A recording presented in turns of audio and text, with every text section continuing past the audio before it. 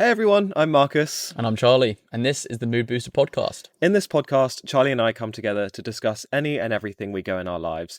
We're looking for the highs, the lows, but importantly, just the everyday and reflecting on those everyday moments. Exactly that. We're not here to preach, just here to connect, reflect, and hopefully give you guys a little bit of a lift wherever you are. Yeah, you can expect stories that spark something, science that makes sense, and really just a conversation between two friends that feels like you're catching up with an old companion after many years and just having a lovely chat. This episode is on movement. It's a pillar of ours, so there's a lot of reflection that goes on here. Yeah, it's a great episode. We really go into what movement means to us, our backgrounds with movement, and how maybe I've struggled with movement in the past versus where I've got to today, and how movement looks like for you as well. And yeah, just sort of why it's important to us. How it connects to us all, how to make it more accessible as well, so how we can all do it and find time for it as well. So yeah, it's a beautiful episode. We really go into a lot of it. Hopefully you guys love it. Let's boost some moods and let's go. Let's do it. Hello everyone. Hello everybody. Welcome back. 14. Episode 14. Episode 14. Bomb. Bomb. Episode 14. If you're watching on YouTube. If you're listening on Spotify, I just did. A little hand signal there. Yeah. He's doing his scouts signals, your beaver or cubs signals, weren't you? Episode 14, everyone, welcome. Today's episode is reflecting on movement. On movement. Yeah, one of our main pillars, isn't it? Yeah, it is. Very exciting, actually. Something I've loved a lot. Haven't always loved, which is I'm excited to talk about today. Yeah. So yeah. No, it's going to be a good one. There's, I think, what we've both seen, not just between us two, but how integral movement is, or how important it is to just everyday life. So just, yeah, speaking more on it, the value it holds, but also why it's not good in some essence as well. Yeah, so there's a lot to speak about there. But anyway, welcome everyone, welcome back. How was your week, Marcus? my week. How was your week? Wow, what a How question. you doing? That's profound. Let me have a little Wow. think poos. Since we last recorded, I have what have I done? Oh, let me think. On Friday I chilled, which was quite nice. I did a half You marathon. did not chill. Sorry, I didn't chill. I mean, I did a half marathon, which is You did a half. fitting for this episode. I do a monthly half marathon and have done for 5 years. I'm starting from the top of this episode saying something like that, and it's off-putting for people who are just thinking about getting into exercise. I want to just say I've not always been that way, and I will delve deeper into that later on. However, that was my Friday. Yeah. It made me realise that my running has taken a bit of a backseat recently in terms of training because I found it extremely difficult, and I was struggling. However, did do a full day of eating, and it was hot and all of the above. So I'll It's give been myself really some, warm, hasn't some it? grace there, and a half marathon's hard regardless. So It is. yeah. So I did that on Friday. Saturday, had a great day. Went to Wellnagy Festival. We did, didn't we? It was just super exciting. We already released an episode on it. If you're listening, you might have already heard it. It was sort of a bonus episode, and we were reflecting on Wellnagy Festival. So I won't go into too much detail for the sake of not repeating myself, but Of course. Don't repeat yourself. It was wonderful. It was a lovely day. The sun was out. The vibes were very much out, present, and it was just really nice for us to sort of sit back and reflect, having been 3 to 4 months into this, or 6 months from the beginning, but 3 to 4 months of releasing episodes, and just seeing the connections we'd made, how far we'd come, and it was one of those stock take moments of wow, this is really cool. Wasn't it? Felt like I zoomed out a little bit and just saw myself in that moment, and it was really nice. So yeah, we were invited to Wellnagy Festival and made loads of videos. We were both just absolutely, yeah, we were working really hard and just constantly talking from basically 9 a.m. or 10 a.m. to 6 p.m. Constantly talking. People, it was basically like being in a job interview all day long, because we had this really cool flag and everyone was coming up to us being like, okay, so tell me about the podcast. So you just over and over and over again, which obviously loved, and the vibes were just incredible, but we were both just really pushing through kind of the mental, was our saving grace, wasn't it? It was the mental people sort of wow. Towards the end, people were like, oh, so tell me about the podcast, and I could just tell neither of us said anything, but we'd be like, oh no, you go. No, you go. Because we were took it in turns to do our little intro, our elevator pitch. I'd like to think that we've got it pretty much nailed now. Yeah, it was good practice. It was fantastic practice, just reeling off quickly about what it's about. Yeah, it was lovely to see how everyone just responded so well to it, didn't they? And one of the funnier things is after speaking with people, a lot of people after, like as we were leaving the conversations, all said the same thing was, "Oh, you guys have boosted my mood." Like, oh yeah, there you go. It's great to hear it, like how people genuinely walk away like much happier after speaking about it. So yeah, and we've had some lovely messages since from people We we've met have. there, We saying have you know indeed. they've listened and they really enjoyed it and whatnot. So it was really really lovely, and thank you Wellnergy for having us. We're hoping more of that's to come throughout the summer with different companies and different festivals. Big So plans coming, guys. big plans coming. So that was Saturday, and then on Sunday I went home. It was my mum's birthday. So HBD Sue, I know Happy she's birthday, listening. Sue. We just chilled in the garden. The sun was out yet again. It's quite odd. We've had the sunniest period of time ever in this country, I think, and the sun is just pretty much always out, which is Guys, I don't know what's happening, but this has been the hottest year I've ever been in yeah, England. nice Or for actually want us to say, sun babies. not Nice for for the us sun farmers. babies, but not for the farmers, nor the animals that rely on the water or the grass. But anyway, Or yeah, the animals. needless to say, we were chilling in the garden, having a nice time. Yeah. Mum's got 2 new chickens, so we're saying hi to What are their names? Jennifer Lopez and Princess Leia. Absolutely sublime names for chickens. There's a bit of a drama. They're still quite young, so we're a bit worried that one of them's actually a cockerel. Given that it was doing its cockerel noises on one of the morning, like on Monday morning. However, what's the cockerel noise called? It's got a name. I can't remember. Toodaloo. Yeah, that's the official farmer speak. Toodaloo. It was toodaloo-looing. Is that what you were meaning or not? Yeah. Toodaloo. It was toodaloo-looing. Get up, everyone. Toodaloo.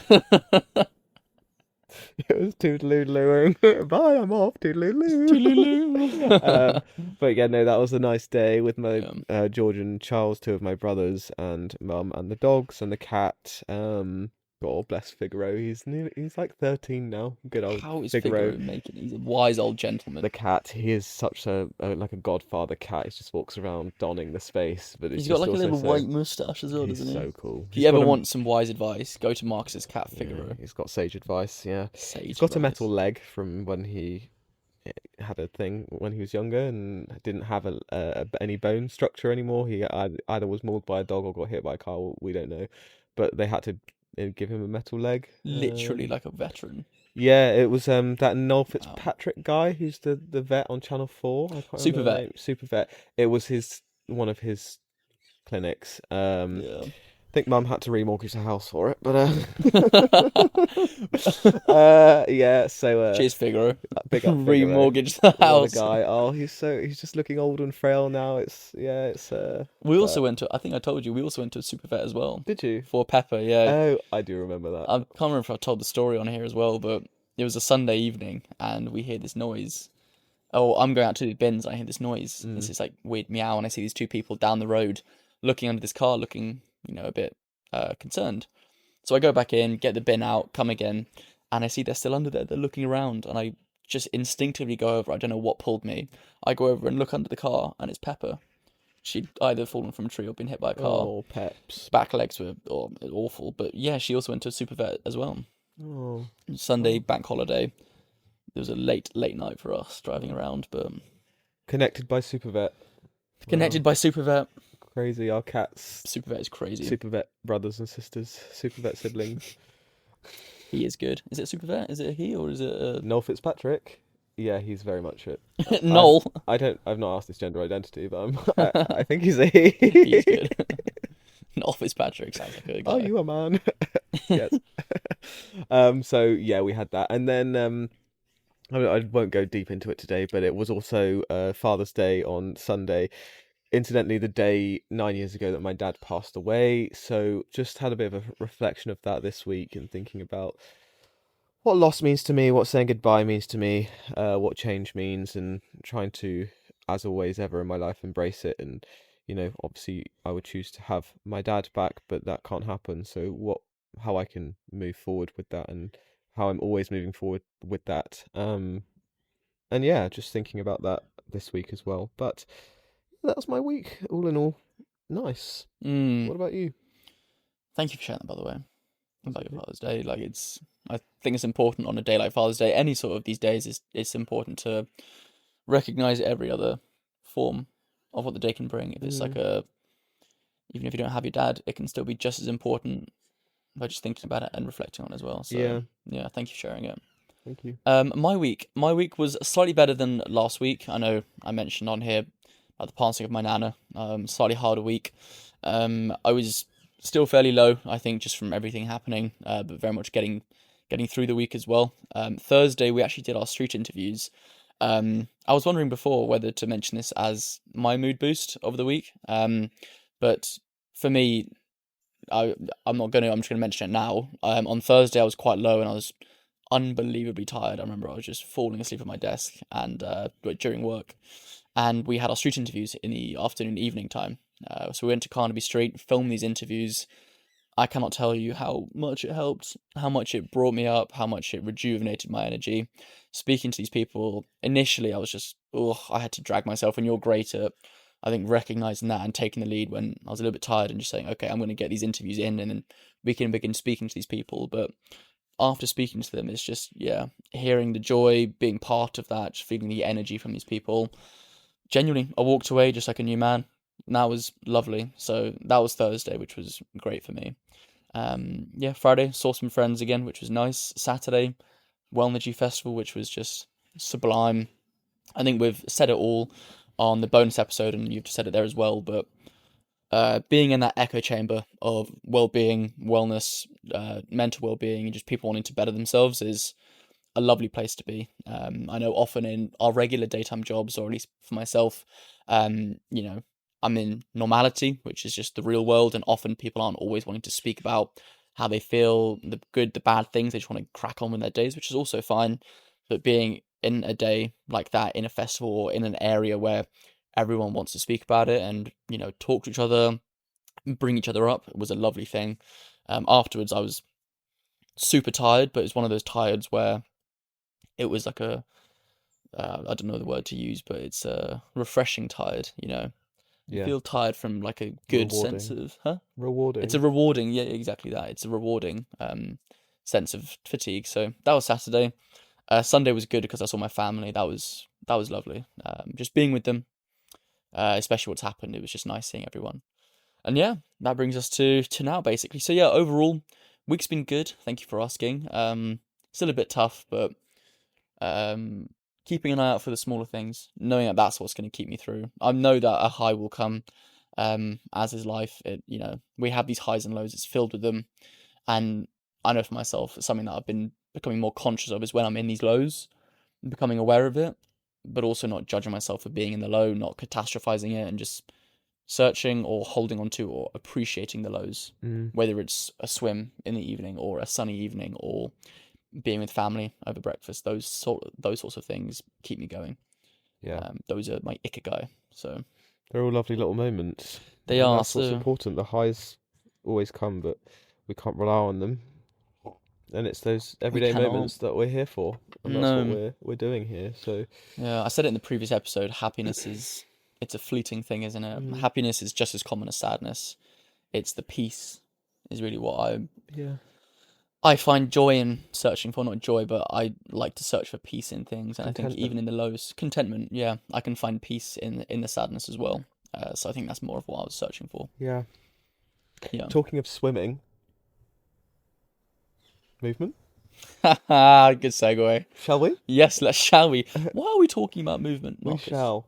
What are Why we are we talking? talking about movement? Mm, Well, for us, movement's extremely important. yeah, We both have our own backgrounds with movement, which I know we'll speak about very shortly. yeah, Um, but it's a way that we connect with each other, yeah, with other people, with humans. I think it's also a way that we connect with ourselves. Well, I know it's the way we connect with ourselves. yeah, Whether that's through the discipline and knowing or getting to know your body, or just allowing yourself to recalibrate by resetting your brain and setting off endorphins, or whatever it might be. It's a form of connection, not only with yourself, but with your closest people around you, but yeah, then you're also your wider communities. You've got things like park run and all those things.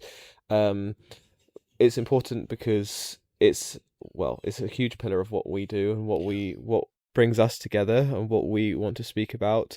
And we're huge advocates for it. I think, given our different backgrounds, we both have similar but also varying reasons of why we think it's important and why Yeah. um, we want to advocate for movement Yeah. in whatever form it is. And yeah, we thought we'd just unpack it a bit further today and sort of delve deep into our like I say, our backgrounds, but why those things are, what those things are, and how it's benefited us and potentially not, impeded some of our progress or well-being as well. Yeah. And that's it in a nutshell, really. Why do you think we should be talking about it? Oh, I think it's such a core. It's such a fundamental pillar of, I truly believe, our ability to be as humans. Mm, Movement. It's, I think, genuinely in our like genetic code to move. yeah. It's what we're here to do. From my experience, at least, it's brought so much to my life just through routine, discipline, joy, um, since a young age, and community as of recently as well. Something that I've not found or put emphasis on enough until recently, which has been a lovely discovery for me. Mm, Yeah, I think it's a pillar. It's something that I try to do daily, not often successfully, but like to or would like to do more. And it's something that I know we were talking about it a little bit of time ago. Whenever I talk about my future, I always think about when I retire, all this sort of stuff. mm, I can even see when I get older, I'll still be moving in some sort of way. And so the longevity that goes with it, it's just the more accessible it can become, the yeah. more we can talk about it, let people know about what benefits it could come with, Mm, the more people might move as well. yeah. And I think something that I found with my lifestyle in London is that a lot of lifestyle now is it promotes a sense of being still or not Mm, moving, like with sedentary. sedentary, with the office life, with the commute, that sort of thing. The way our cities have been built isn't necessarily around movement, so trying to carve out time is often not easy. So No. I think talking about it can just bring it back to the surface, Hmm. remind not only people but us about to do it more. Yeah, for sure. That's a little bit of that on my thoughts. I Yeah, I think we are aligned in that for sure. Completely. So in terms of movement, Yes. do we talk about our backgrounds and where we come and It's our probably prudent too. history with? It's probably Yeah, prudent too. Were prudent, your you, favorite word. my favorite word, prudent? Were you always, did you exercise when you were younger? No, so let's get into it. I very much, one of my things about movement, one of my big things about movement is accessibility and inclusivity. Um, I don't know whether to end here or start here. Maybe I'll start here, which is why I started the Monday Mood Booster Run Club for, well, one of several reasons. But it all links. One of the other reasons was connection and community, but another thing was accessibility and inclusivity. I am someone who has struggled with movement in the past. When I was younger, I didn't. Yeah, I grew up as a fat kid. Just I was overweight, or I had lots of body fat on my body, as opposed to my foot. Uh, I suppose on your head. uh, and yeah, I was just not healthy. I had a poor diet. I just all of the things. Mm, I avoided exercise. Yeah, it intimidated me massively. I was intimidated by group sports. Rugby, I remember my PE teacher was like, "You're really good at this." And I just hated it, and I hated the idea of it and everything that went with it in terms of, you know, the lads and all of those things, the yeah, physical sort of the risk, and just I was just scared. I was scared and intimidated, and I didn't like it to the point where I was put on a rugby match because my PE teacher was trying to obviously motivate me and make me want to do it or whatever. I yeah. appreciated what he was doing, but I was so scared I went to the sick room and went home sick because I didn't want to do it. Really? Yeah, and he Wow. came to see me in the sick room and basically was like, he didn't say it, but he was like, "I know what you're doing," and fair Oh. enough. But There were kids in my year who also did that as well. yeah, It's not too rare, I think. so intimidating. Yeah. And yeah, it comes with like it lends over to and blends with other things around sort of my own social self confidence back then, and you know, or lack thereof when I was younger. Because like I say, it's not only the sport itself, but then the camaraderie or the Mm. the group stuff that goes with it. But I think speaking to the movement side, yeah, I'm someone who, when I was younger, was surrounded by older brothers who were the next one up from me is 4 years older, so then they are all a bit older.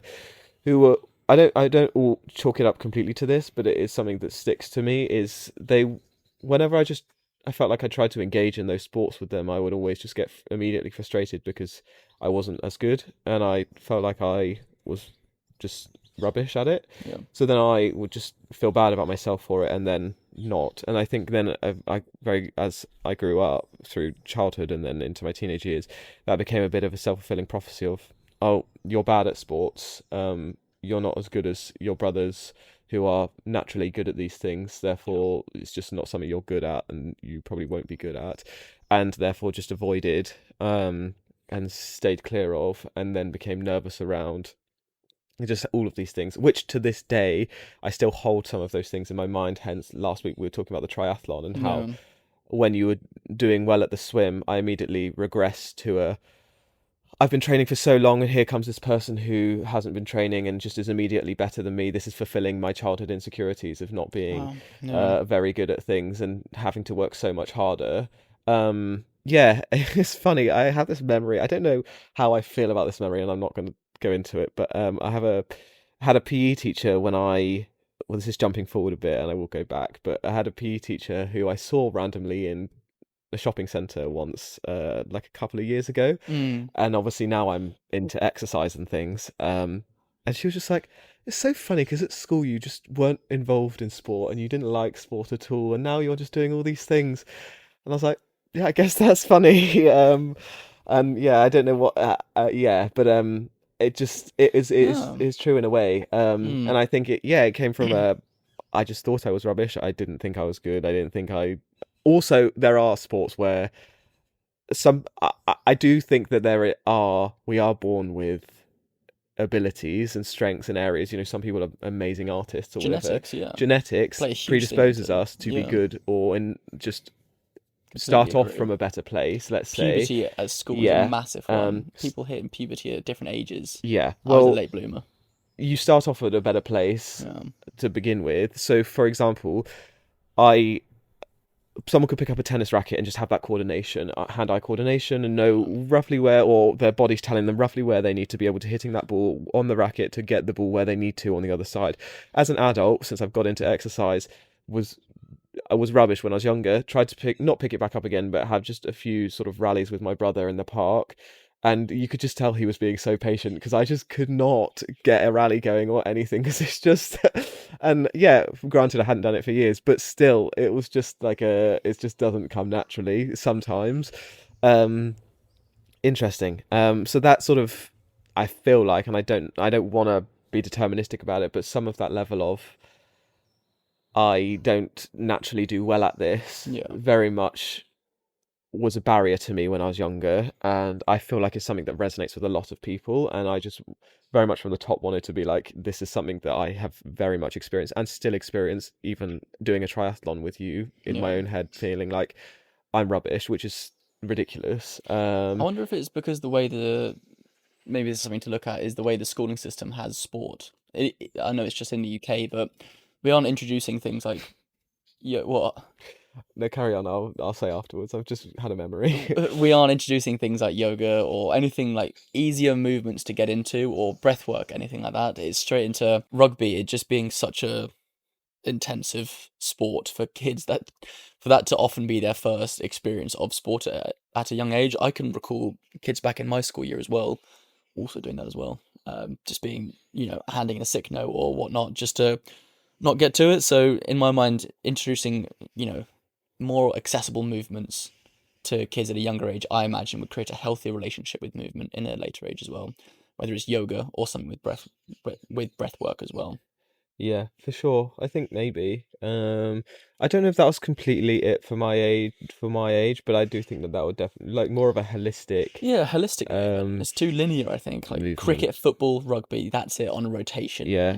There's so much more to movement with body weight Yeah. stuff, stretching. Not that I liked this, but I remember we did dance like once the whole time or something. Yeah, And if someone maybe is more uh, in like prefers that, yeah, then that's funny. That's good for them. But yeah. I remember, like you say, it's more just the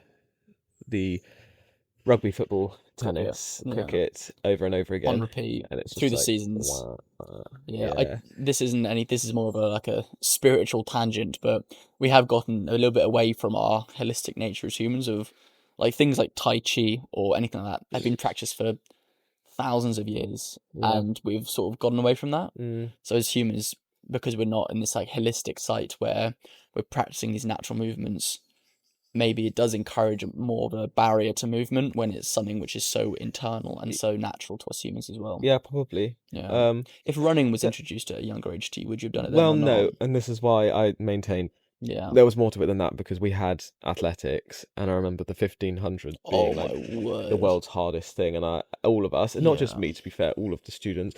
This is why I laughed. I've definitely said this in I think one of our introductory episodes, but because my older brother was my older brother, all the PE teachers loved him. When I started in year Is this 7, Charles? no, George. Oh, George. Uh, Okay. George is really good at sports. Oh, is he? Yeah, Okay. he worked in China for Cardiff FC as a football coach. That's really cool. Yeah.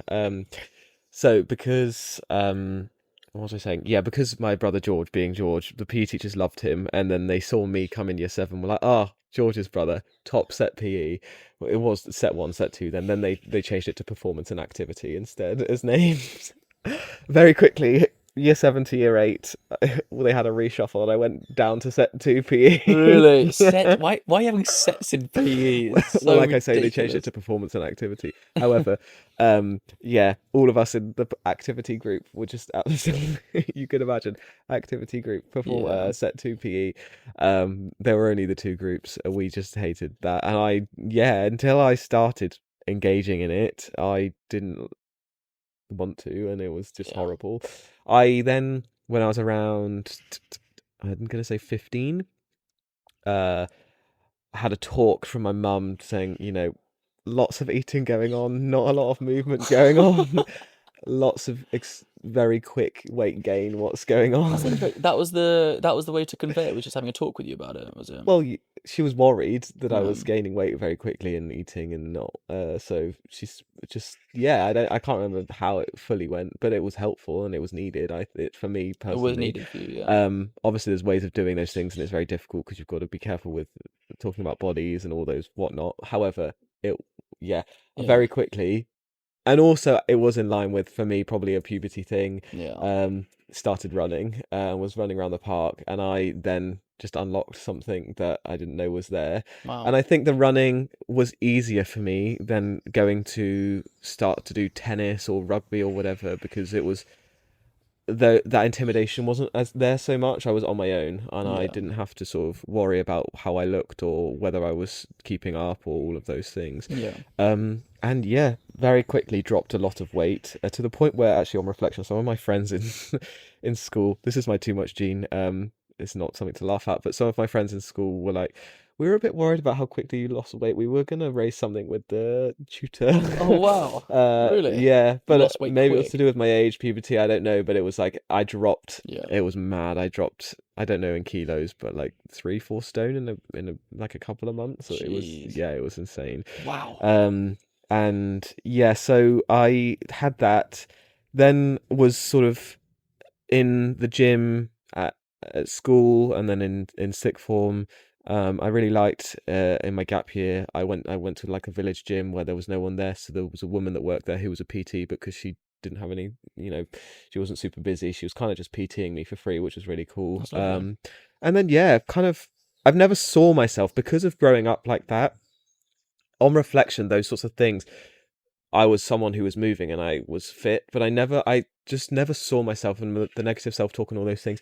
Only until the last couple of years, I never really saw myself as someone who was good at sports, good at movement, good at exercise. Yeah. It was always just something I did, but it was not a strength of mine, even though actually retrospectively now looking, that's just, again, it's my schemas, my negative self-talk Yeah. at play. Because on reflection, when I did Camp America, beep beep beep beep beep, I I You doing was it yourself. I was just preemptively. I was camp Yeah. counselor for in the sports classes. Yeah. And even then I was like, this is weird that I'm doing this, but I'm just gonna go along with it. It's Yeah. because but why not? I was out running every morning while I was in America, so Yeah. why would I not be? But at the time, I just told myself that they obviously just needed something filling. There's not, and Yeah. it wasn't like an active self deprecating thought, but it was just those beliefs about myself were so deep rooted. Yeah. I was just used to it, and I was like, oh yeah, well, it's weird that I'm doing sports. I'm a sports counselor, but I'll go along with it. It'll be fun. Wow. Um, to that level. So then, yeah, I really sort of came into my own and figured out that I'm not useless. When I started running post university, and we spoke before about my running journey. I'm not sure, but when my dad passed away, I raised money for his hospice, and it Yeah. was my first half marathon race, and it was really difficult, and had shin splints and all the things, and Wow. just yeah, raised over £2,000, but it was just a nightmare in terms of the training and Yeah. agony doing the actual run, lots of walking. And from there, just never really stopped. It really amplified in COVID. My running, my exercise and form of movement really is running. I Yeah. then am doing a bit more of like triathlon stuff, but only really dabbling and dipping my Yeah. toes in, not fully. I've only since knowing you really picked back up again. Well, actually, that's not true. I was going to the gym Yeah. for like the last 3 years, but very sort of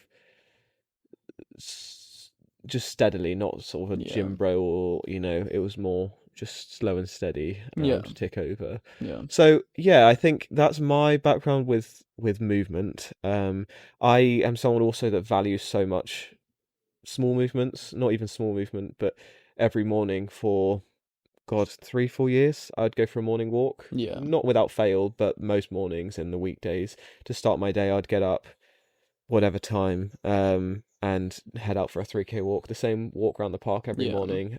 Became really nice. Got to know the neighbours or the people in the park, just because I would feel so much better after just moving my body and getting some fresh Yeah. air. And yeah, I know in the future, I think I want to speak specifically in detail about the power of walking. Mm. But walking's so important. So when we're talking about movement, it's not just gym bros going weightlifting. It's not just It's literally not. It's actually handstands or not that for marathons. It's me. not that. That's not what we're talking about here. Is No. walking, getting out there and just getting fresh air, and I value that. And often a walk does so much more for me than a run or a cycle or whatever it is. So Yeah. that's my whistle stop background with fitness and exercise. Mm. I probably missed some things, but yeah. What about you? What about me? Or movement, I should say. Sorry. Movement. For me, it's my mum and my dad were both, when I was younger, really big on making sure I saw them doing exercise and Mm, just moving in general.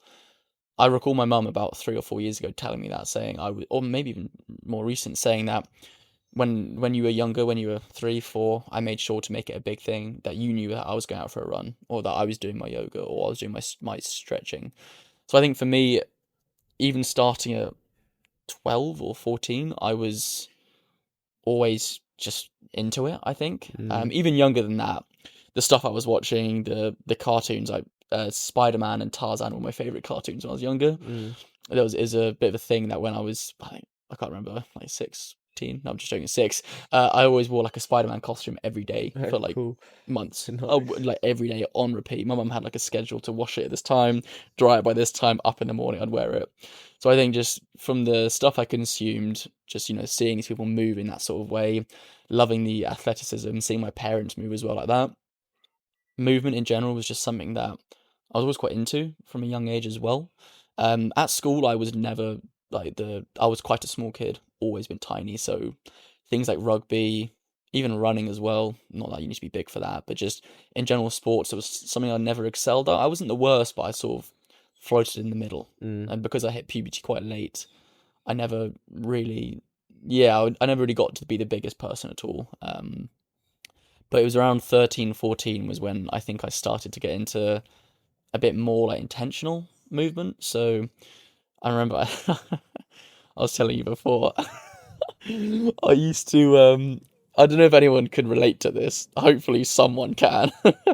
When I was younger, I used to Google, like, this is when I was like 13 or 14. I'd Google on my phone how to get abs overnight, and I'd be in my room doing crunches and all these sorts of V sit ups and stuff, like 9 p.m. before a school night to try and get abs for the morning. I was wearing a school uniform, no one would see them, but I remember when I was younger, just my goal was get abs, get abs, get abs. And that was it for a while. I do think social media, or starting social media, definitely influenced that. Mm. People I'd follow. I was gonna say, where did that come from? Yeah, I'd say is being introduced to social media around 13, 14, seeing these most likely steroided guys promoting these pills and these supplements to such a impressionable age. Mm. Especially that was the age when my dad had left as well. So I think that lack of a father figure, me trying to figure out what I wanted to look like, all this sort of thing, not having a sort of North Star, I'd latch onto these, pretty bad influences online at an early age. So Yeah. I started doing all these movements as well. I think it did lead actually when I started to get into, because this is when I started the gym, Mm. I think around like 16, 17, it actually started to get into a pretty bad eating habit as well of just not eating. Mm. I remember my main goal when I was younger was like abs. That was it. It wasn't to get like broad shoulders and massive biceps. It's quite shallow stuff. The Yeah. movement that I was doing, it was gym stuff as well. I think it was just from the content that I was consuming, and it led to me just like not eating a lot, and it got to a point where I became quite self-conscious actually about my body in general. Mm. Not something that I've hugely spoken about, but even around my closest friends, when it was like a hot day, I think it was around a Soul's house. We were in this, like, he had this pool out in his garden, and I just wouldn't take off my top. I just wouldn't take it off just to like, because I'd be so self-conscious about how I looked, whether I was shredded enough. It's not ridiculous because that experience was valid, of course, but in hindsight, it's a shame that such a young age I was so focused on how my body looked that I How old couldn't were you even at that show. stage? Huh? How old were you at that stage? I want to say 16, Okay. 15, 16, around then, I think. But it was just, I just wasn't eating. Mm. I recall my mum thinking that I had like an illness, and she ordered me a Domino's pizza large on that spot, right there and then. She was just, you need to eat more. And so I think, yeah, it's almost opposite from the experience you had in a way, but I think just from the content I was consuming, and I've always loved movement, but there was a period there where I just, yeah, got a bit obsessive about it, wanting to look a certain way, needing to look a certain way.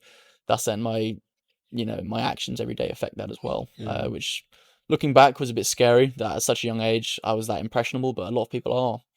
Yeah. A lot of, Sorry, carry on. no, I was to say, like, with a lot of voices online showing you this thing or selling you this course or this supplement nowadays, it's more rife than ever. Mm. I've now gotten into an age where, and have been for a number of years, where I can tell what I like and what I don't like, and I can stick by that. But a lot of younger people don't know. No. And unfortunately can be influenced by these louder voices on the internet. So, It's yeah, it's scary.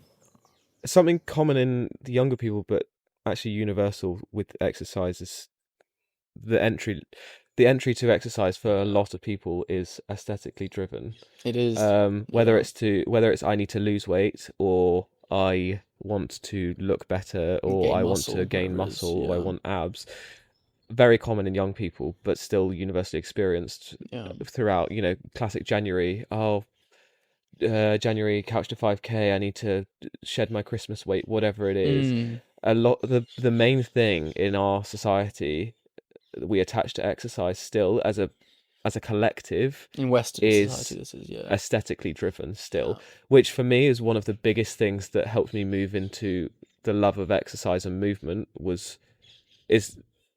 There's always a tiny part of exercise that has that still, just from historic and all of those things, but so much that's like a minuscule Yeah.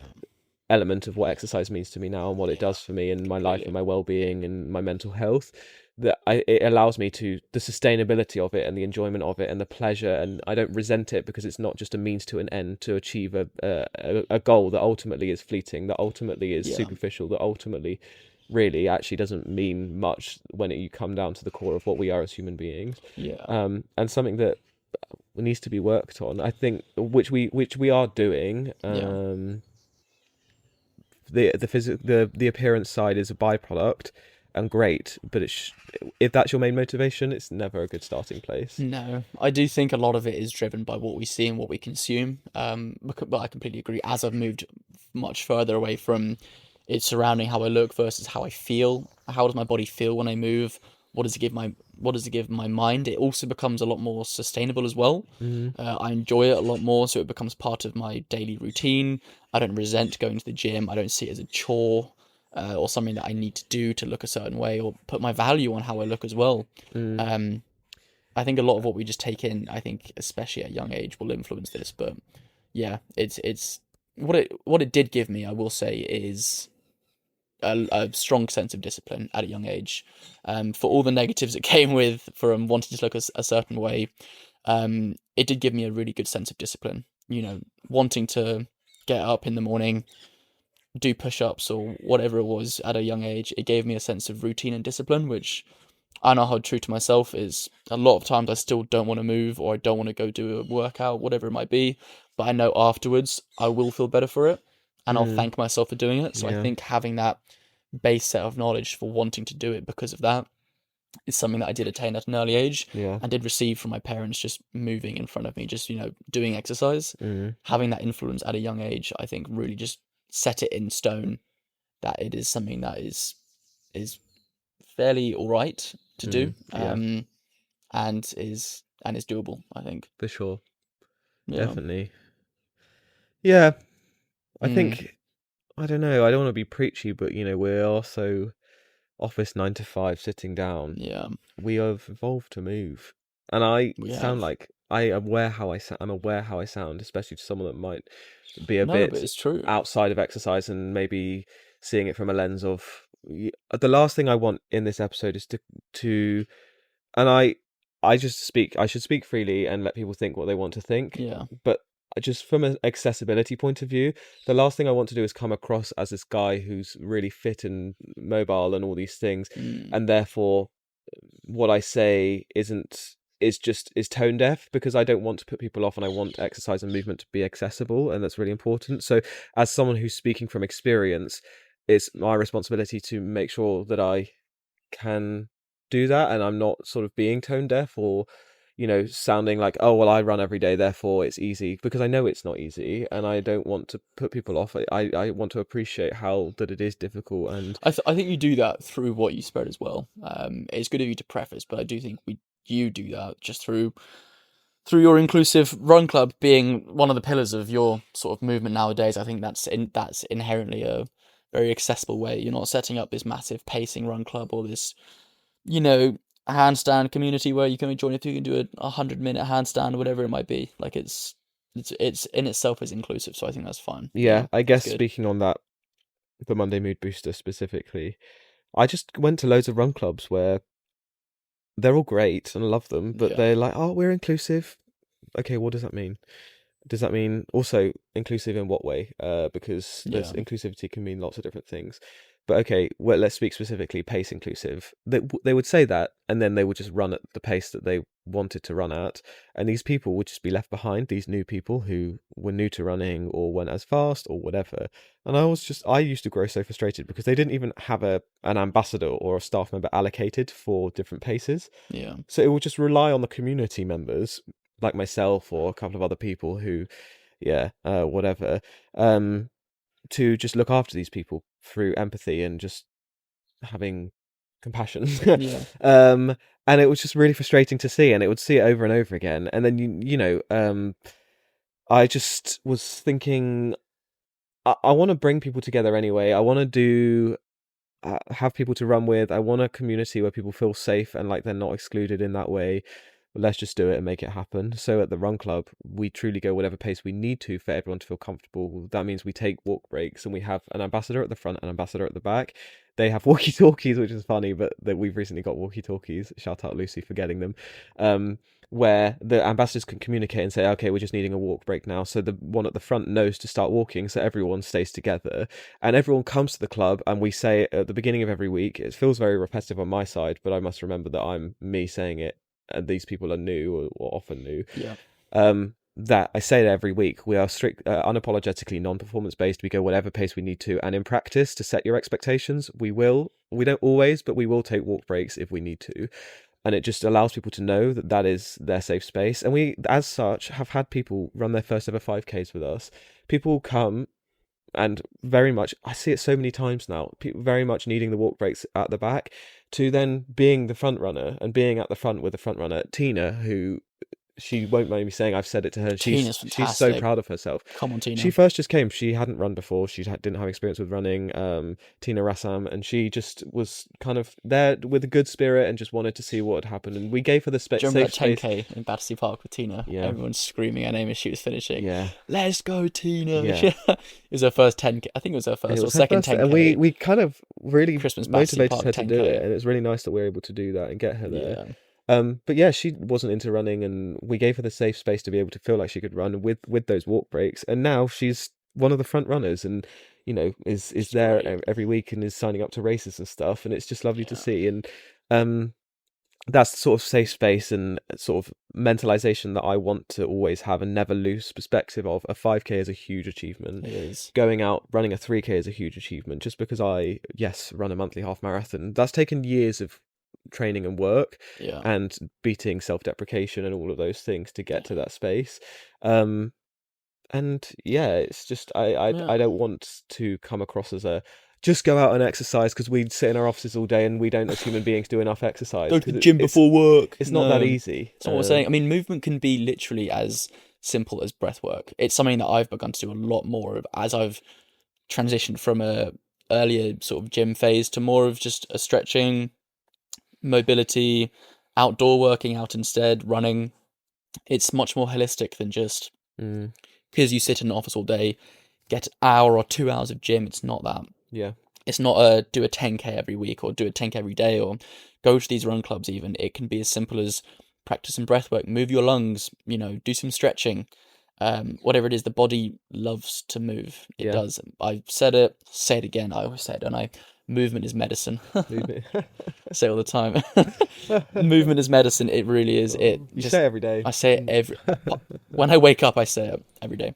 I don't, but yeah, it can be as simple as just moving your lungs, just breath work. Yeah. And the more holistic I've seen movement, the more accessible and the more I enjoy it as well. Because the more I look forward to going to a park in the sun and just doing some stretching, and then if there's a bar there, doing a push up or two, whatever it might be. It's not the weekly half or the monthly marathon or whatever it might be. These things are something that we can set as goals in the future. But to make it just more accessible, is what we're saying, is begin to fall in love with moving your body, whether that be through just going for a 2-minute walk or whatever it is.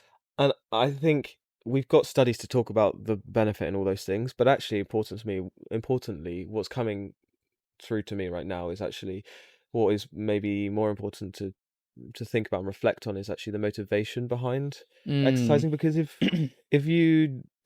the reason or the reasoning behind moving your body, Yeah. if that is not sustainable, or if that's if Yeah. you're doing it for reasons that aren't sustainable, then you're not going to be able to do it in the first place. I think Yeah. for me and you, what my shift has been and why now it's sort of just a daily habit as opposed to something I'm forcing myself to do, is because I see it more to be that sort of, it keeps my brain sane, it keeps me connected with human beings, it allows me to see the outside world and not just a room.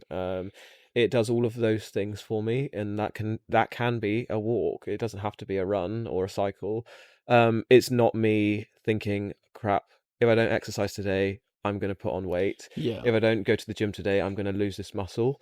That those things, speaking truly on and honestly now, because I have very much been in that space up until Yeah. even the last a year ago, I've been in that space.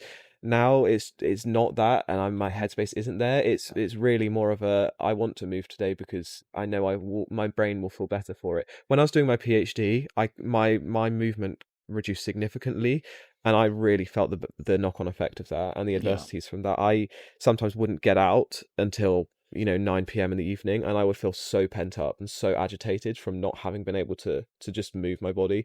And it wasn't, yes, it's the movement, but it's also what the movement brings. It's the fresh air, like you say, it's the seeing the world. It's the Yeah. just being out of a room, all of those things that came with it. Something that keeps me in love with running is the is the trips and the Are you? weekends of it. Uh, I've fallen out of love with running a little bit recently. I think since the marathon, I've just something that I've fallen out of love with a bit. I don't think I've ever caught that running bug that you said it unlocks something for you. For me, I do enjoy a nice run here and there, but I think recently fallen out of love with running. Mm, It's just one of those phases. I think it will come back. I hope it will. Maybe it's just discipline. It needs to just be getting into it, and then through there, I'll keep the routine. But whether it's running or whatever sort of form of movement, it's the little thing that you enjoy. Find that, and that's personal. That was what keeps you doing it. So for mm, me, the reason I now want to be working outdoors more is because usually, or it can be in the sun, I'm barefoot, maybe on the grass, and that is lovely, and that brings a lot of joy to my life. mm, It does, mm. genuinely. It does. So I think it's finding those little bits of joy in whatever movement it can be. It's why it's not. It's why it's important to not see it as linear as do a run or do the gym. It's if you've got a walking club, for Yeah. instance, if you find a group of people who you like through there, it's finding little things through the movement that Mm, keeps us moving and doesn't make us resent it in itself. Because if it's rainy and it's cloudy, going out for a 10K or a 5K or a 3K, whatever it might be, that's going to be hard. yeah. So it's finding the little things of movement every day is Yeah. how it snowballs, is what I've found. It is, and this is assuming that people want to move still, but actually maybe it would be helpful to speak about, as we do every week, a bit of actually what evidence says in terms of the benefits of what movement actually does for Yeah, human beings, why it's because important to move. we can say, oh, my perspective is it makes me feel better, but also research does Yeah, support that, I think it's an quality of interesting life, mood, balance. all of those things are Yeah, impacted by movement. I think it'd be good for us to speak about some research as well. I think it's also important though to recognize movement is far beyond, science. It's something that's so intrinsically within us, I think. Of course. It's just good to know that it's not just our perspectives as well, Yeah, which really go into it. yeah, definitely. There was speaking of quality of life and mood itself, a comprehensive review found that physical activity consistently enhances mood, quality of life, and helps alleviate psychiatric disorders like depression and anxiety. That Mm, was Mahindru and colleagues back in 2023. I think it's really, really interesting yeah. in general. And within that, yoga was one of the key forms of exercise. It It was, wasn't even like, it's not overhead pressing or handstands or shoulders or yeah, whatever it really is. hardcore stuff. It's It was not. still restorative movement, Yeah. like yoga, that was one of the strongest forms of exercise that was improving people's quality of life Yeah. scores. Yeah, you don't have to be able to do a flying butterfly handstand, one leg thing. It can just be stretching the body. That Yeah. can be as simple as that. And that's the breathwork that I was talking about earlier. The research also showed that physical activity helped with sleep. It improved, as I said, these psychiatric disorders like anxiety and just in general associated with a better quality of life as well. Yeah, Yeah. thought it was really interesting. I think, yeah, as we've said, we don't need research to tell us that. We know that, but it's good to know that it's been proven to help alleviate. For sure. I think quite an interesting one I want to quickly bring up was we went to a run club recently, and I think I asked you this question: does mental health or physical health come first? And there were arguments for both, and your answer was quite interesting. With it being, I believe you said mental health. Yes, mental health. Yeah, Gosh, you're jogging my memory. because I know for when I brought up the question, I can't remember where I heard it, but it was the fact that for me, if I'm feeling stressed or if I'm feeling anxious or whatever it is, for me, going out for that run will kickstart my mood, so then I can begin working through it. So in that element, Yeah. the physical health would start, but I know in general what you were saying had a much.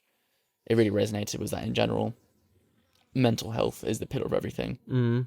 and will want you to move. Well, yeah, I think regardless of your ability to exercise at the core, you can exercise or not exercise, you still need your mental health. Of course. And yes, exercise might, improve your mental health, Yeah. but you can't live life exercising 24/7. Your No. mental health must come first, Yeah. and you must find ways to have a baseline and stabilize your mental health. So yes, you might go to therapy, you might exercise, you might do all these things Yeah.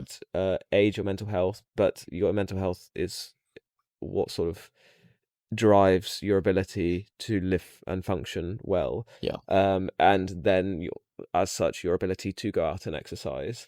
Yeah. Also, physical health isn't something that is available to, well, it is available to everyone in different forms, I guess, depending on, I'm speaking about different abilities or different Mm. disabilities. But there's variability there, or variance there. Yeah. So that's a physical thing that comes with physical health, but your mental health is so stable that you still have to work on and be able to do, and not rely on the physical side Yeah. to be able to maintain an equilibrium internally, or try to maintain some sort of an equilibrium Yeah. internally. And also your mental health is then also a motivator, or something that helps you get out and engage in that physical activity. Yeah. So yeah, I do see that physical health is important, obviously, and it does positively impact your mental health. But if it's one or the other and what comes first, I would say the mental health takes precedent and is more important, Yeah. because it's needed to be able to function Yeah. and to go and do those things. Mm. Yeah, Yeah. There's a bit of balance there. all about balance. Well, balance really goes. All about balance. We should get a T-shirt with that Yeah, on. I know we're not going to speak loads on loads of different studies, Yeah. but I just wanted to follow up with what you were saying, in terms of general quality of life and mood. A giant study, 1.2 million respondents. Yeah. Different Only a few. surveys. Yeah, different surveys. This was in 2018. Czech Raud and colleagues found that people who exercise had 43% fewer days of poor mental health in a month than non-exercisers. And that, interestingly, team sports, aerobic gym activities showed the greatest benefits. And the reason I wanted to speak about this study is the team sports. Yeah. Just before I go on to that, they found, I guess for specificity, that exercise was most helpful when done 3 to 5 times per week for 30 to 60 minutes, which again is common. We know that. Yeah.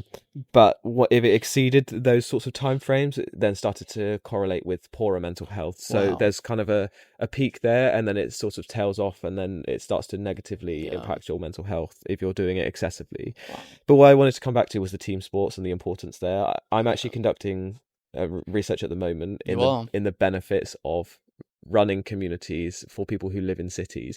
Very specific, but research does need to be specific, just to look at a very specific phenomenon. But yeah, city living can be very hard, challenging, lonely, all of the above. And I'm really interested in finding out what about those dynamics leads people to run clubs, and what about the run clubs helps people in those dynamics of city living, and how all of that plays together.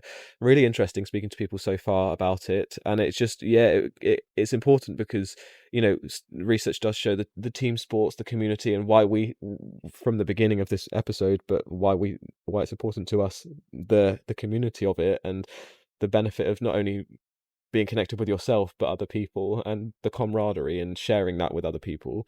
That doesn't have to be a competitive, we're tackling each other in rugby, because that's something I would hate. Yeah. But it can be lifting each other up, having a shared goal. All of those things are all things that come through in team sports, whether it's running or Yeah.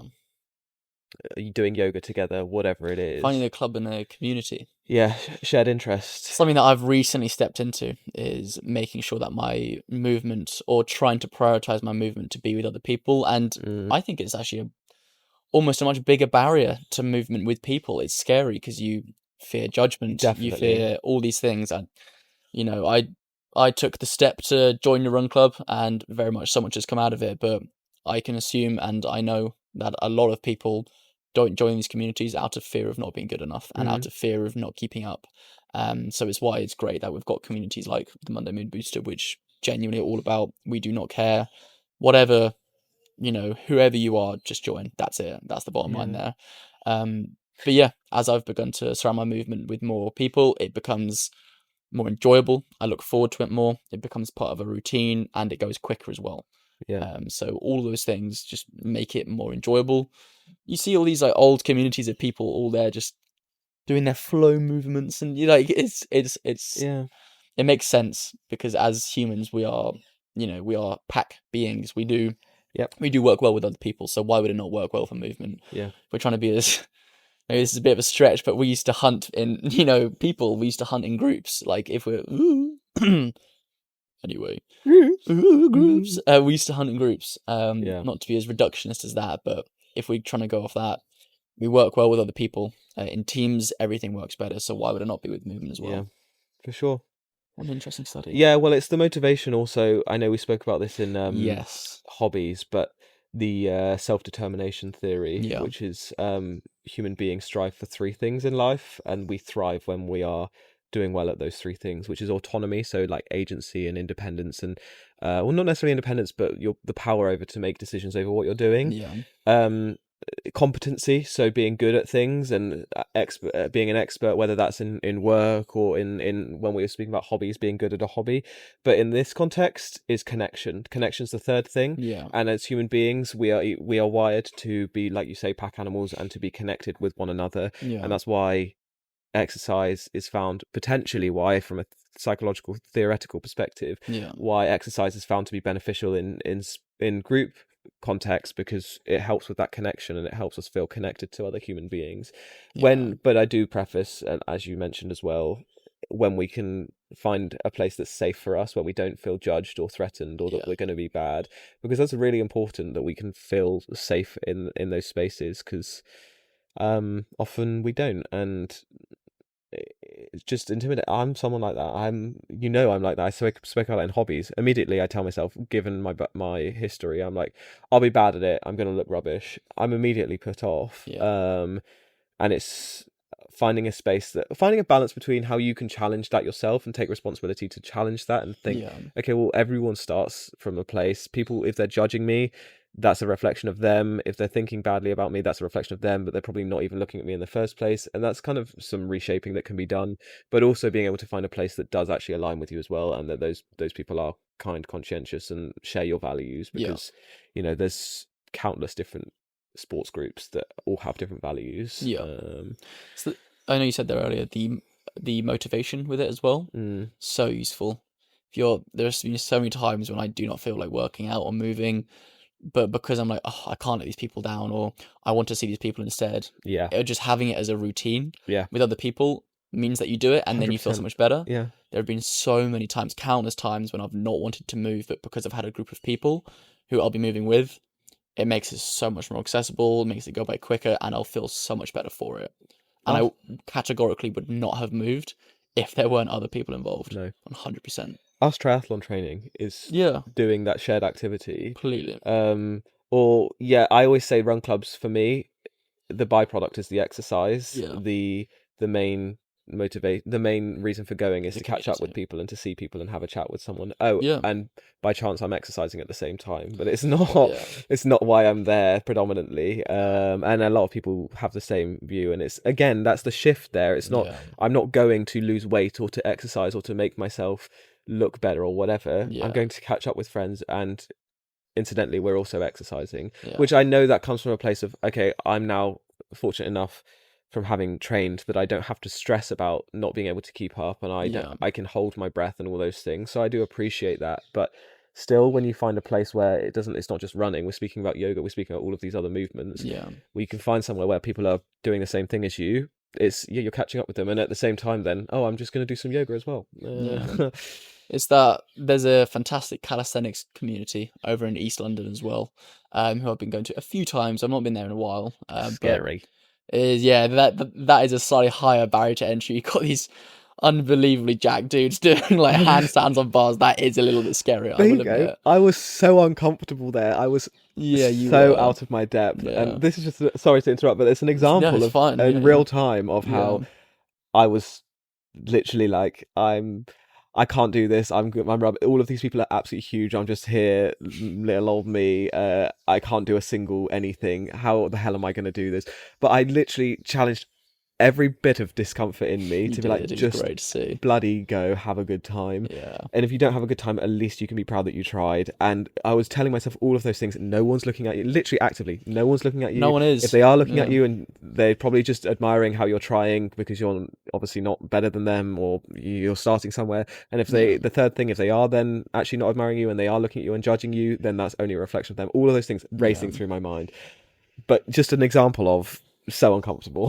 No, it's true. But from what I found, like, even I'm not saying I'm some like good calisthenics person. I've been very uncomfortable as well. I like that sort of community, but seeing these people who are objectively better than me at all these movements, how nice and reciprocating they are to have me there. Mm. They just try and teach me these different forms and movements. It's what makes me go back. Yeah. And then through that, the byproduct ends up being, movement is happening, but I'm in the sun, having a coffee, chatting with these people and learning. Sure, I'm moving and doing some pull-ups, doing some push-ups as well, but I'm learning and I'm talking with people who are bettering me as well. That's the real reason, and I'm around a community of people who are all wanting that as well. And so it's why movement and community are so linked as well. Yeah. So linked. Yeah, for sure. Yeah. But not everyone wants to find community, and some people like, and I know a lot of people actually find the movement, their motivation for movement is to get away from the family, the friends. It gives them Space. time to clear their brain, Of course. and that's also very valid. That's not, sometimes that is the case for me. Seldom is it the case, but sometimes it is the case. More often than not, I use the community or the camaraderie as a motivator, because I much prefer, as we know, doing things with people. However, a lot of people don't, and a lot of people say, I'm not interested in run clubs, I'm not interested in going to a calisthenics class or to a yoga class because I want to do this by myself and have this expertise by myself. My younger brother's the same. Felix, if you're watching this, he's very much one of those people who I will beg him to go on a run with him, who'll just say, no, just you are not welcome. And what is going on? It's this chair, it's the position of it. He just says I'm not welcome to do any sort of movement with him. He just refuses it. Which is a shame. I'd like to. Maybe one day. Maybe one day. Maybe one day. Yeah, it's just everyone's got different... One day is true. We do have the San Sebastian half. He's joining us for that. He is, isn't he? That'd be wonderful. I've not run with him. Gotta get some... You have, I think. Or was that parkrun? Was that Felix, not Jude? That was Felix. Sorry, Jude, not Felix. That was Felix. That was Felix. Yeah, once or twice I have, which has been great, but he's a quiet bean on a run. Okay. He doesn't speak. Stop talking to me. Yeah.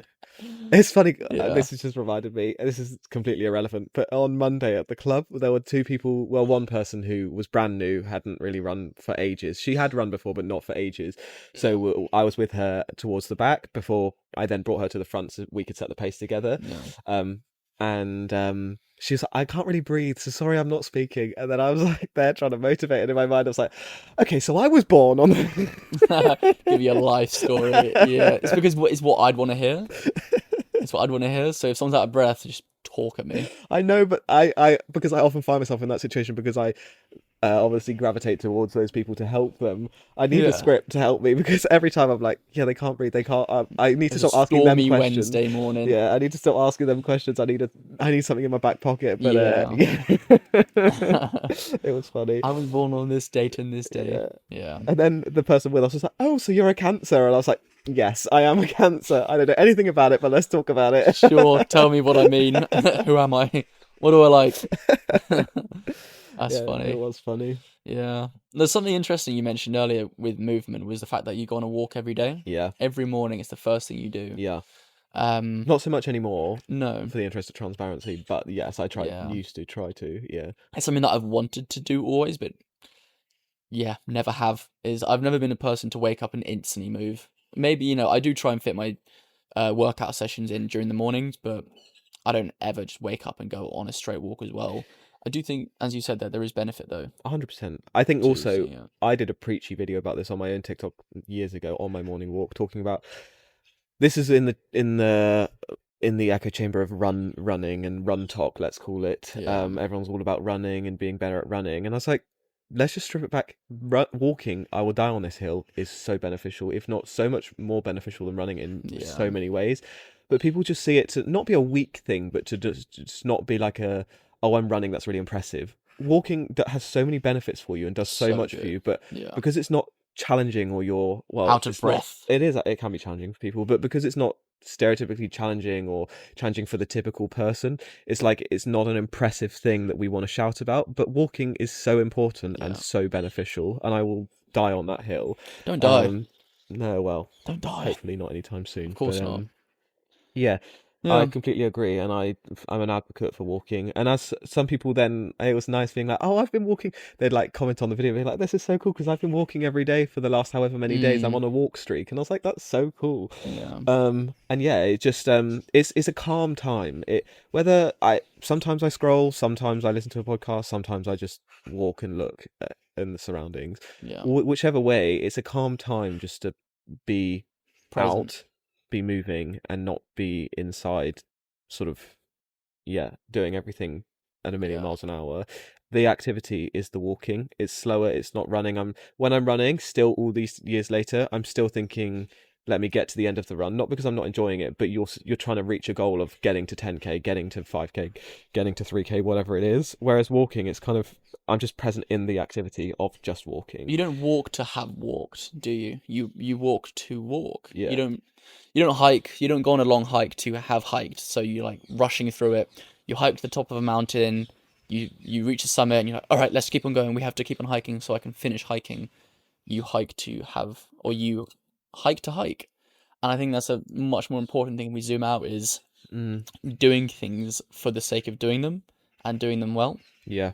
That's, I think, a pillar, as is in the Ikigai book, which I spoke about in the last episode.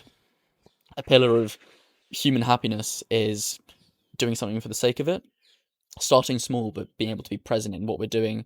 If we can try and let go of what the future task is, or to have completed said thing, Mm, and just do the sake of doing it. Like, we're not recording this to have recorded 100 episodes. We're recording it because we're enjoying this now. mm, We're enjoying this conversation. Is enjoying the thing you're doing allows it to bring yeah. you a lot more joy.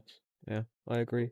Yeah. Something I hadn't really thought about really until Yeah. now is actually the Running, exercise. I do find less so. Yeah, for I sure. run to have No, run. I agree. I don't often run because I'm not often enjoying it in the moment. I will be completely honest with you guys. So, that's a good point because sometimes my best runs are the ones where I just go and run. And that's why I love running on holiday because I'm aimlessly running just to explore the place. And that's a great point. I'm running for the Yeah, sake of exploring and not to be like, let me hit 10k today, let me hit 3k. Whereas yeah, in here, I'm like, okay, well, I'm going to go around the park, this park that I've seen every however long for 7 years. yeah.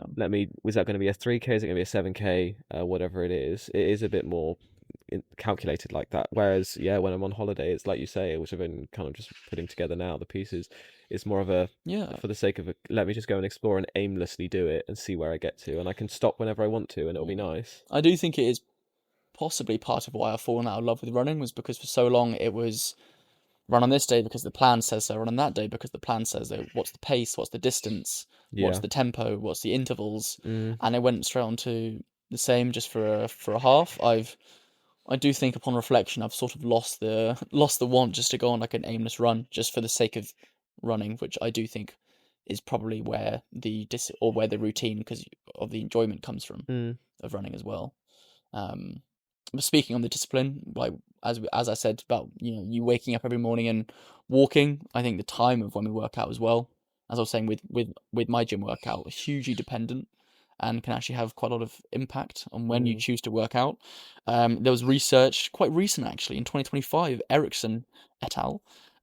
Basically found that peak morning activity, basically a term used to describe the time of day when people are most active, was linked to better cardiorespiratory fitness and walking efficiency, which is basically how well the body utilizes energy whilst walking itself. So essentially, consistently consistently exercising at the same time each day was overall associated with better health outcomes. So essentially, yeah, people who followed rhythmic patterns of this rest and this activity throughout the day overall had superior cardiorespiratory fitness and walking efficiency. mm. So as you said, waking up every day, going for a Resonates. walk, I've found that whilst maybe my strength is better in the evening, for a gym session after work, I always try and do my sessions of my fitness in the morning, Yeah. as it just sets it up for better routine. I feel better Yeah, as I well. fully agree. That's why I do it in the morning. The other day this day last week, Wednesday, Yeah. we record on Wednesday mornings before our actual jobs. Because of that, we don't exercise in the morning, Mm. and then lunchtime happened and things got caught up in stuff happening. I didn't manage to get out until like 7 p.m. and I literally said to you as we left the house, I was like, I'm so agitated right now. Yeah. I've because I hadn't been outside, I hadn't seen the world, I hadn't done anything other than this, which is lovely, obviously in the morning, but then a full day of work without having done any exercise, I just felt really agitated. Whereas I know when I set up the day by just starting on that, you know, setting myself up there, it just feels so much better and so much more sort of like an intentional start. Yeah. And that's another thing why the run club is on a Monday. It's the same logic of if you start something well, you're more likely to succeed throughout that thing. It's like the making the bed theory of, if you make your bed in the morning, Yeah. it's a small win. But if you start on a small win, you're more likely to pick up on those wins and see those little Completely things agree. going well. Yeah. Run on a Monday evening, you then go into the week having achieved something immediately at the beginning of the week, feeling better about yourself and like you've accomplished something, so you're more motivated to continue that. Again, exercise in the morning, same. I feel better for myself, but also my brain is clear and all of those things going on Yeah. in my brain, having just got out and done that in the morning. Completely. Yeah. Everything you've just said there. Mood, brain clearer, it sets the day up. It's also nice just knowing that when you start what you need to get done for the day, you've already prioritized yourself first. Yeah. You've prioritized your fitness and your body. You've put that first and you've gotten something done. It's like a checklist, but it's a good thing. Yeah. For me, categorically means that whenever I start my day doing my work, I just feel better. Yeah. It's not always easy, but it's any sort of movement if you can do, or if we can do before whatever it is. Yeah. Research shows it helps.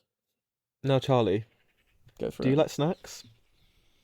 Do I like snacks? What sort of snacks? Snacks. Do you know the meme? Snacks.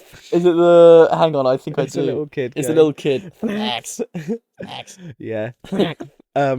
Movement snacks are why I Movement bring up snacks. snacks. I love a snack. You So love a snack. anytime I can get a snack, the answer is always yes. What's a movement snack? A movement snack. A snack? A snack is. Now I've said snack so many times, the Snack. word sounds so weird. Snack. Is it snack? It is snack. Snack. Another form of motivation for me is start very small. Yeah. Even with running to this day, I'm like, just go out for a 3K and see how you get on, or Yeah. just put your shoes on and start there. Just commit to the most minimal thing, and you'll always, once you're in it, do more. Yeah. But literally tell yourself, I'm just doing that, and like lie to yourself in a way, not really, but and then also be fine with if that is all I do, then that's all I do, and that's also great. But Yeah. often once you then get into it, like I say, you feel more energized and all of the things, but starting is the hardest thing. If you think, oh, I've got to go do a 10K today, it's not going to happen. If you're like, let me just go out and have a little walk, I might do a bit of a jog at the same time, see how I get on, you'll probably always do more than you think you would have expected to. 100%. In line with that, we have movement snacks. Movement snacks. Basically is the idea that, well, studies, even from the last 2 years, so Dunton and colleagues in 2020 and Sagar and colleagues in 2022, they found that even brief low intensity movements, like even a 2 to 5 minute walk in their studies, were associated with reduced fatigue, improvements in focus, and lower stress hormones like things like cortisol and stuff in the blood. So 2 to 5 minute walk multiple times a day Doesn't need to be something. feels like we're here talking about start yoga, start going to calisthenics, start doing 5K. Do 100 handstands. Those small little movements build up. Yeah. And yeah, they're effective for people who feel, again, overwhelmed by a formal exercise. It's not. It doesn't have to be this big thing. I think it's because we label exercise quite a lot. We, as humans, say, "Are you doing rugby or yoga?" We put these labels so we can identify these exercises, but realistically, the body doesn't know it. The body just knows movement. Well, that's It's exactly the brain. fully. So for me, my shoulders at the moment look the best that they've ever looked, and I'm not Pretty saying it flat. for an aesthetic reason. Yeah. But I have taken away going to the gym. I don't go to the gym at the moment. Yeah. What I do is on a run every now and again. I'll stop at the bars, the community gym bars that are in a lot of parks, and I'll just do a few pull-ups, and I'll do some press-ups, and I'll do. At the moment, I'm trying to do handstands out of nowhere. And I'm not saying I'm going to go and put like a workout on my arms. I'm going to the gym to do. But just in taking that label away, and it's just a byproduct of, oh, I'm going for a walk, and as I'm walking past, I'm just going to do a couple of things. I truly just do a couple of things. Like, I'm not there sweating and doing like not even a 20-minute workout. It's just those small little things that I've taken away. Oh, I need to go to the gym 3 times a week, which I did for years. My shoulders now, just from unintentionally doing that, I can see progress in my body. And I know I'm using an aesthetic thing as a marker here, but it's more just to say that I've taken away that intentional, I'm going to do a formal exercise, Yeah. and it's just as I'm walking past, I'm just not really thinking about it and just having a go at it and having Yeah. fun with it. It's now Yeah. I'm seeing literally a physical change. It's what I think. I mean, it lends itself to so much because as humans, let's say with the London life, we say, oh, because you're a 9 to 5, you need to get a 1 hour workout before in a gym where you need to Yeah. go schedule from 9 till 10. As humans, it's even what like physiotherapists say is just when you're at the kitchen counter or when you're at your desk, just do a little bit of a stretching there and here. It's little movements throughout the day which can consistently build up, which actually lead to a greater result. Yeah. We say it. I know we did that small 15-minute workout the other day, where we just went and did a couple sets of push-ups and pull-ups at the bars, came back, felt really, really good. Wasn't an hour-long workout, wasn't tracking anything. It's the more common, smaller amounts of exercise, which are easier to do because they're more accessible and actually lend us to feel better as well through them. Yeah, I love a snack. You love a snack, don't you? I think, yeah, the more we can snack on our movements, the better. You also see it as well with like scaffolders or whoever. They're not going to do like bicep curls or shoulder presses. Yeah. Some of the strongest people I've ever met are scaffolders, and it's just because they do these little movements of pulling a pole up there All through your the day. scaffolder friends. All my scaffolder friends, the one I know from a couple of years ago.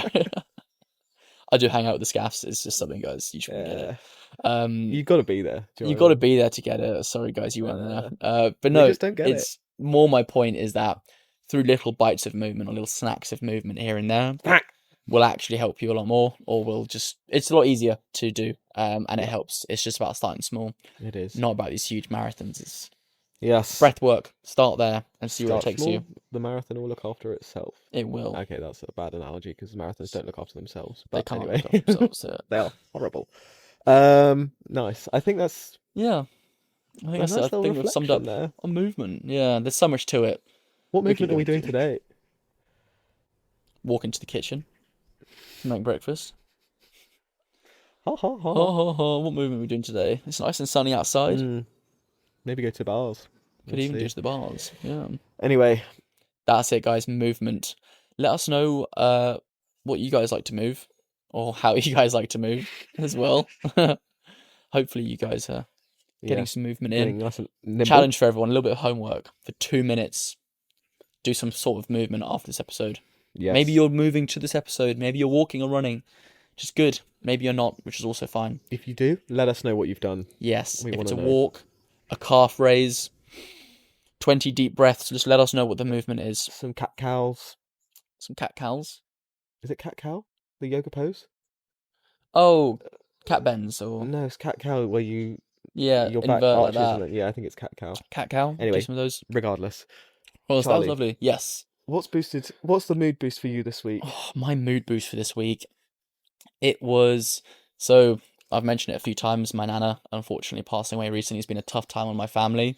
My mum, fortunately, got to go on holiday shortly after. Just she had it booked for months, and everyone wanted her to go because she's been through hell and back with everything that's been going on. So speaking to her, just seeing her when she'd come back, she felt and looked like a new person. She said, just having gone away and just giving her the space to recuperate and relax. That in itself, just seeing that and speaking to her about how she was able to heal slightly from just looking after herself, that boosted my mood. I know not everyone can go on holidays, especially around tough times, but seeing how she was able just to give herself the space and looking after she needed, it boosted my mood a lot. I'm glad. Good for you, Tracy. That was my weekly mood boost. Yeah. What about you? What's your weekly mood boost? She doesn't listen. I'm sure she doesn't listen, but it doesn't matter. One of our ambassadors from the Run Club has had a real tough time with her job. Pretty much indefinitely, since I've known her anyway. But she's so passionate about what she does and looks off. She works in the field, very broadly speaking, because in the field of mental health and caring for people in government or funded sectors, government funded sectors, and she's just had a real tough time with it. She started a new job. Wow. And a bit of a promotion or a rise in Huge for responsibility her. and stuff. Yeah. She started a new job this week, so was when I saw her on Monday, she was beaming ear to ear, and it was really nice to see her sort of looking refreshed and excited and enthusiastic for what's to come. So Joe is my mood boost Well this done, week. Joe. Congrats on the new job. It's been a long time Congrats. coming, hasn't Yes, it, it has been a Joe? long Well time done. coming. So yeah, little win for her. Not a little win actually. Sometimes they're little wins are mood boosts, but this one's probably a big win for her this week. And so it was nice to Yep. see her big smile. She has a very infectious smile anyway, but to see her very truly happy this week was nice. It's lovely. Yeah, Yeah, that's lovely. it was. Well done, Joe. Well done, Joe. Appreciate you. Tracy, likewise. I'm Mm, glad you're finding small ways to look after yourself, and 100%. yeah, there are Yeah, mood there boosts. are mood boosts. Yeah, it can be movement or it cannot be, but still. Hopefully you guys like this episode. Yeah, It's been a good one, hasn't it it? has been a lovely one. Maybe more Just reflection thinking based, about, but it's nice. yeah, even learning myself today about or putting the pieces together. I think about even now what movement means to me in today as opposed to what it meant 6 months ago or a year ago. It's Yeah. really allowed me to even just think about that, and like even you were saying about the byproduct of just aimlessly going as opposed to running or whatever it Yeah. is. It's really interesting. I hope, yeah, it's come across as we intended and it's motivational in some way, or if not, just a nice reflection as always. Yeah. Lovely. All right, I'm going to turn off the microphone whilst Marcus does some ASMR.